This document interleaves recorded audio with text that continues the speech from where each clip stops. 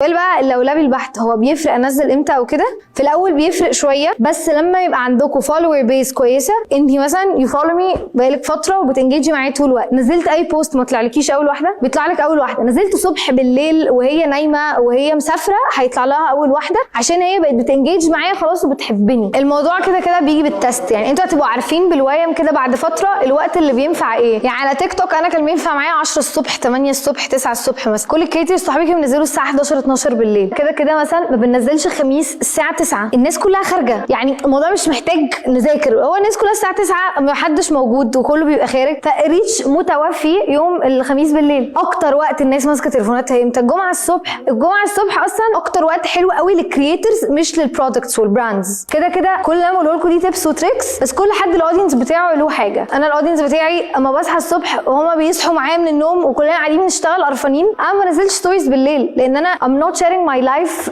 after working hours الا قليل، بس بشار الصبح وانا شغاله ونعمل ايه بقى الصبح احنا بنشتغل وكده. الاودينس بتاعي متعود مني على كده. كده كده انتوا عودوا الناس على اللي انتوا هتبقوا بتعملوه.